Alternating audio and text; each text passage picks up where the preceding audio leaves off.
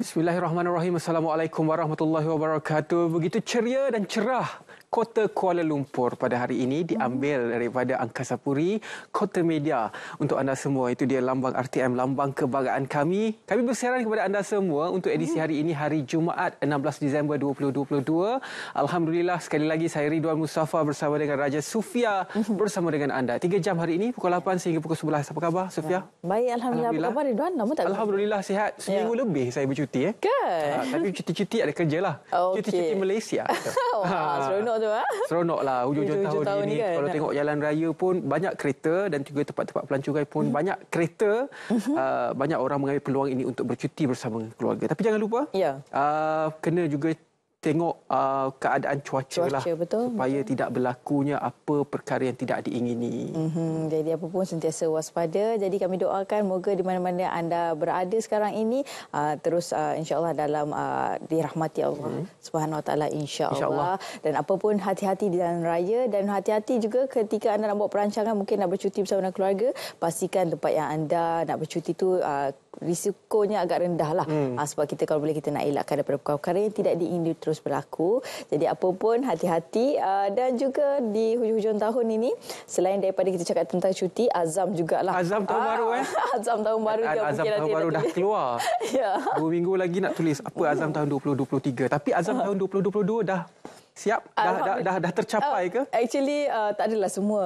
Tapi adalah masih yang macam kena carry forward lah. Tapi pentinglah untuk kita sentiasa ada objektif dalam hidup dan juga azam dalam hidup. Dapat buat ke tak dapat buat ke nombor 2. Yang penting kena ada dahulu. Supaya nanti dia ada keinginan untuk berusaha.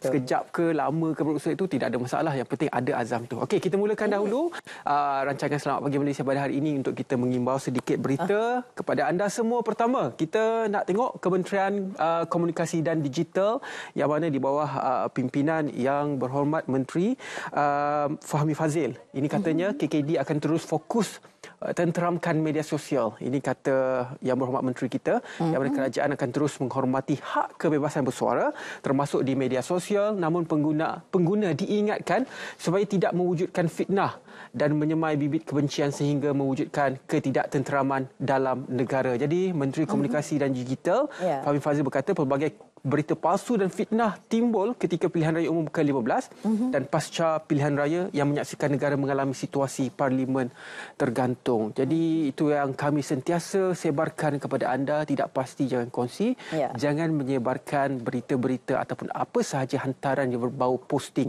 terutama posting-posting ataupun hantaran yang boleh memberi keretakan kepada perpaduan negara Malaysia. Betul. Jadi hati-hati sekiranya anda ingin berkongsi sebarang maklumat, pastikan ia sahih, baru kita kongsi. Kalau tak, janganlah kita kongsi kerana ia akan mengakibatkan bukan sahaja menyusahkan ataupun akan menyampaikan berita-berita palsu, tetapi ia juga akan merosakkan sebuah negara dan sebagainya, sebabkan berita-berita palsu ini yang akhirnya akan menggugat kita semua. Dan juga kita juga memberi fokus kepada semalam sidang media khas Kementerian Pendidikan Malaysia. Baiklah Sofia, boleh anda perincikan kepada penonton?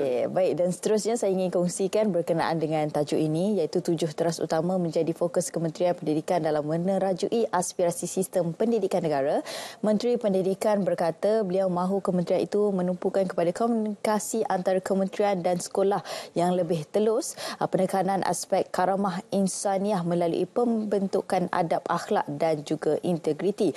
Dan selain mengatasi kemiskinan, multidimensi dan keciciran pendidikan serta fokus kepada kebajikan guru, usaha menaik taraf sekolah-sekolah daif dan meningkatkan keupayaan digital di sekolah. Ia bagi mengurangkan ketidakseimbangan birokrasi dalam urusan guru dan murid, dan cadangan dan pertanyaan boleh dikemukakan terus melalui saluran rasmi termasuk sistem pengurusan aduan awam. Itu dia. Sedikit perkembangan daripada Kementerian Pendidikan Malaysia. Dan juga hari ini sebenarnya Sophie, kita sebenarnya menunggu satu lagi perkara yang akan dilakukan oleh Kerajaan Perpaduan di bawah pimpinan yang amat berhormat Perdana Menteri Datuk Seri Anwar Ibrahim, iaitu perjanjian sokongan, yang mana perjanjian sokongan ini akan memberi ruang kepada kerajaan fokus kepada pentadbiran negara.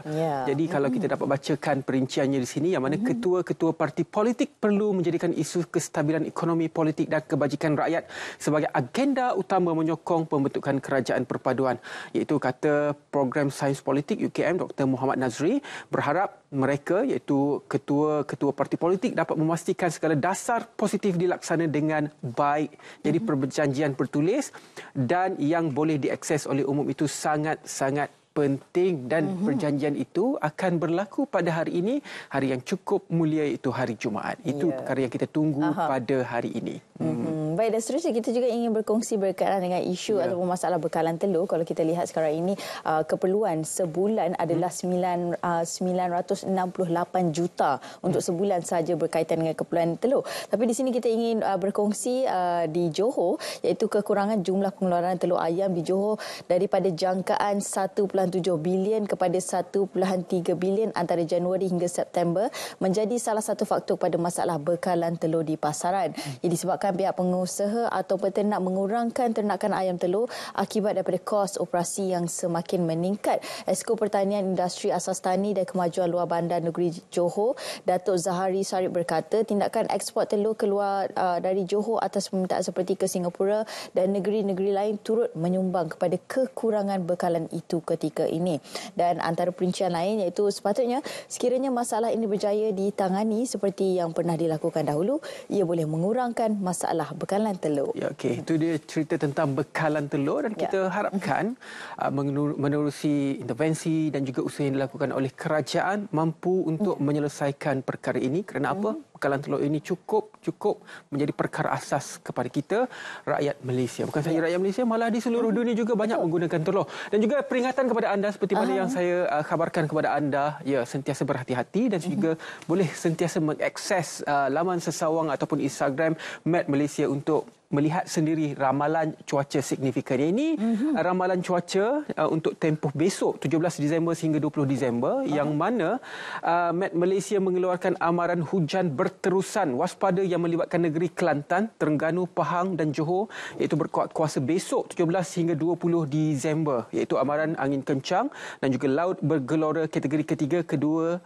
dan juga pertama bagi perairan Laut Cina Selatan juga telah dikemas kini berkuat kuasa sehingga 22 Disember. Dan juga risiko untuk beberapa negeri berlakunya banjir kilat dalam tempoh 24 jam. Jadi beberapa kawasan di Johor, Pahang, Terengganu, Sarawak dan juga Perak berisiko mengalami banjir kilat dalam tempoh 24 jam jika berlaku hujan lebat ataupun ribut petir yang signifikan menurut Pusat Ramalan dan Amaran Banjir Negara, Jabatan Pengairan dan juga Saliran. Jadi kalau anda berada dalam keadaan atau dalam lokasi yang berisiko tinggi untuk terkena dengan banjir, anda perlu untuk sentiasa mendapatkan maklumat daripada laman sesawang ataupun Instagram ataupun Twitter Met Malaysia dan juga agensi-agensi yang berkaitan untuk memastikan keselamatan anda menghadapi keadaan banjir tersebut.